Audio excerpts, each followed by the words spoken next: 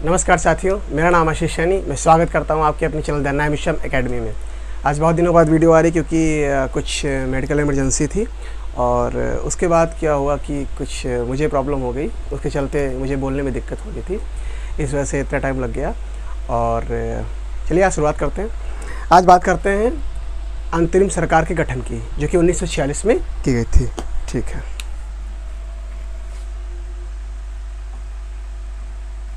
अंतरिम सरकार का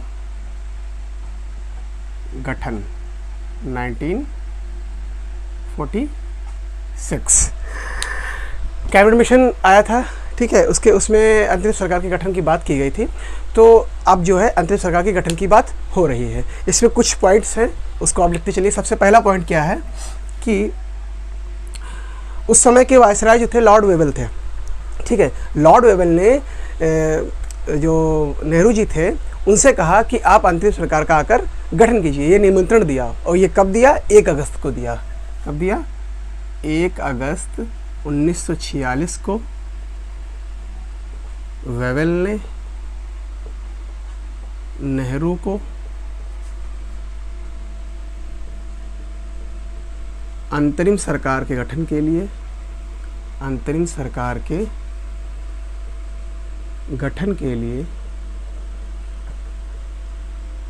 आमंत्रण दिया। कब दिया? 1 अगस्त 1946 को वेवेल ने अंतिम सरकार के गठन के लिए नेहरू को आमंत्रित किया। ठीक है, फिर बात करते हैं दूसरा पॉइंट।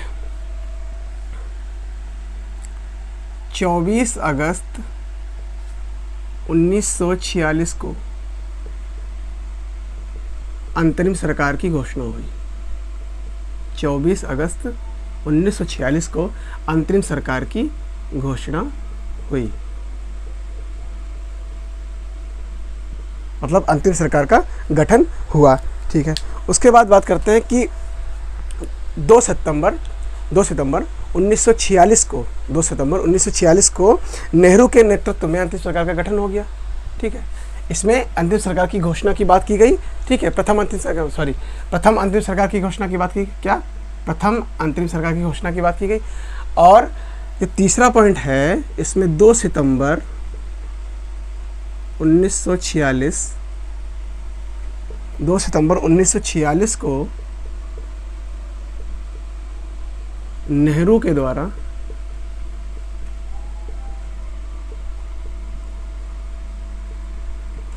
अंतरिम सरकार की घोषणा हुई।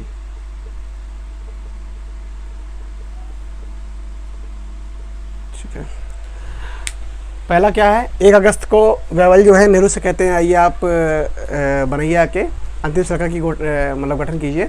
उसके बाद में बात की गई कि 24 अगस्त 1946 को प्रथम अंतिम सरकार की घोषणा हो गई। फिर 2 सितंबर 1946 को नेहरू के द्वारा अंतिम सरकार का गठन कर दिया गया। फिर बात आती है चौथे पॉइंट की। जो लॉर्ड वेवेल थे वो वायसराय थे। ठीक है, उनको बनाया गया अध्यक्ष। अंतिम सरकार के जो गठन हुआ था उसका अध्यक्ष कौन था? उसका अध्यक्ष थे लॉर्ड वेवेल। ठीक है, उपाध्यक्ष कौन थे? उपाध्यक्ष तो जो थे वो नेहरू जी को बनाया गया, जवाहरलाल नेहरू।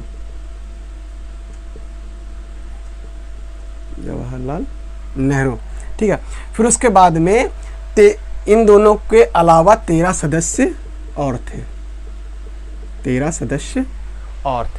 ठीक है, मतलब टोटल कुल मिलाकर जो अंतिम सरकार का गठन हुआ था इसमें कितने सदस्य थे? कुल 15 सदस्य थे। कितने? कुल 15 सदस्य थे। ठीक है, मतलब 13 तो अन्य थे ही, 2 ये थे, एक अध्यक्ष एक उपाध्यक्ष। ठीक है, फिर बात करते हैं 3 सदस्यों को हटा दिया गया। अब बात 3 सदस्यों की क्यों हटाया गया? सबसे पहली बात आती है मुस्लिम लीग की।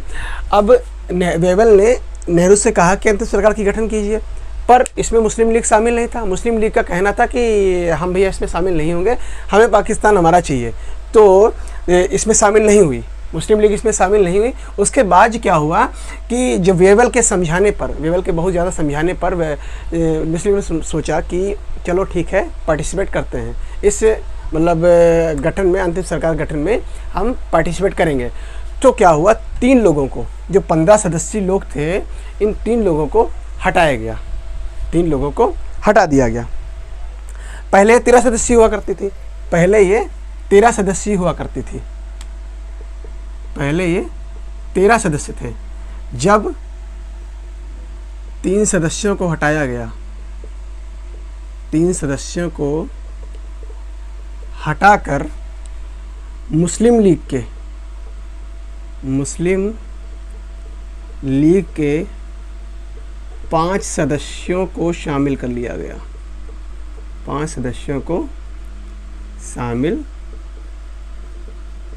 कर लिया गया। ठीक है, मुस्लिम 3 सदस्यों को हटा दिया गया। अब इसमें कितने बचे? 10। 5 सदस्य मुस्लिम लीग के जोड़ देंगे तो कितने हो गए? 10 + 5 15 सदस्य।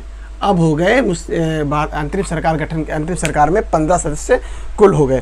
ठीक है, मुस्लिम लीग इसमें आ तो गई थी, पर मुस्लिम लीग का उद्देश्य था कि अंतरिम सरकार के अंदर रहकर हमें पाकिस्तान के लिए लड़ना है, मतलब कि हमें पाकिस्तान की मांग करनी है। ठीक है, अब आता है 6 नंबर पॉइंट।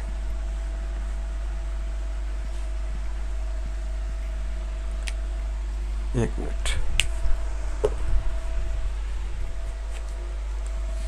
6 नंबर पॉइंट है कि एक जो लियाकत अली खां थे, लियाकत अली खां, ये जो थे ये प्रतिनिधि थे, किसके प्रतिनिधि थे? मुस्लिम लीग के, मुस्लिम लीग के। और इन्हें वित्त विभाग दे दिया गया था, मतलब एक तरीके से वित्त मंत्रालय दे दिया गया था, एक मुख्य मंत्रालय मुस्लिम लीग को दे दिया गया था, वित्त मंत्रालय दे दिया गया था। किसको दिया गया था? लियाकत अली खां को दिया गया, जो कि मुस्लिम लीग के प्रतिनिधि थे, इनको वित्त मंत्रालय दे दिया गया था। ठीक है, फिर उसके बाद बात आती है कि हालांकि इसमें क्या हुआ कि जहां नेहरू और नेहरू के सदस्यों का उद्देश्य था कि भारत में एक सरकार का गठन हो, अंतिम सरकार की गठन हो गया था, अंतिम सरकार का गठन की उन्होंने, और एक सोचा कि एक भारत में एक भारतीयों का राज हो और एक पार्टी का निर्माण हो अच्छे से और एक सरकार का गठन हो। तो वहीं दूसरी ओर मुस्लिम लीग इसके विरुद्ध थी। मुस्लिम लीग क्या चाहती थी? पहले पाकिस्तान का हमें निर्माण करिए, हमें एक अलग देश बना कर दीजिए, उसके बाद में आप जो करना चाहें करें, हम अपनी सरकार अलग बनाएंगे, आप अपनी सरकार अलग बनाइए। तो इसमें वही बात हो गई कि घर का भेदी लंका ढाए। ठीक है, तो इसमें अंतरिम सरकार में मुस्लिम लीग को बैठा तो दिया गया, पर वो घर का भेदी ही निकला। उसने मतलब ऐसा कार्य किया इसकी वजह से अंतरिम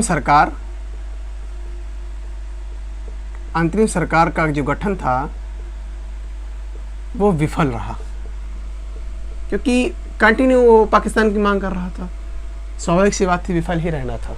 ठीक है, फिर उसके बाद में इसके बाद पॉइंट आता है कि अंबेडकर ने कहा था कि ये एक ऐसी सरकार है जिसे 2 राष्ट्र चला रहे हैं। अंबेडकर जी ने क्या कहा था कि 8वां पॉइंट, लास्ट पॉइंट है कि यह एक ऐसी सरकार है,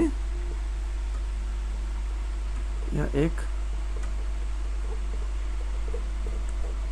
ऐसी सरकार है जिसे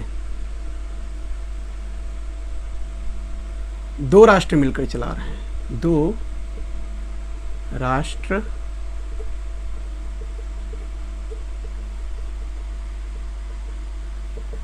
मिलकर चला रहे हैं। कैसे सरकार है? अंबेडकर, ये कथन किसका था? अंबेडकर जी का था। अंबेडकर जी ने कहा था कि यह एक ऐसी सरकार है जिसे 2 राष्ट्र मिलकर चला रहे हैं। तो कुल मिला के अंतरिम सरकार 1946 में जिसका गठन किया गया था वह पूर्णतः विफल रही थी। ठीक है, तो इसमें आप देख सकते हैं किसकी वजह से विफल रहा था? मुस्लिम लीग की वजह से। हालांकि मुस्लिम लीग को इतना मुख्य मंत्रालय दे दिया गया था, वित्त मंत्रालय दे दिया गया था, फिर भी उनके मन में कहीं ना कहीं पाकिस्तान के लिए चाह थी। इसी वजह से मतलब ये अंतरिम सरकार का गठन जो था वो विफल रहा था। ठीक है, वीडियो अगर अच्छी लगी हो तो लाइक कीजिएगा, सब्सक्राइब कीजिएगा और लोगों के साथ ज़रूर शेयर करें। और बहुत दिनों के बाद वीडियो आई है और कुछ पढ़ाने में दिक्कत हुई है, हालांकि बोलने में भी थोड़ी प्रॉब्लम है और प्रॉब्लम थोड़ा पढ़ाने में भी आई है, क्योंकि कई दिन जब हो जाते हैं तो एक प्रैक्टिस सी चली आती है और थोड़ा दूर हो गया था मैं स्टडी से कुछ दिनों के लिए और वापस आए हैं तो अब अच्छे से चलेगा। और मिलते हैं नेक्स्ट वीडियो में। नमस्कार।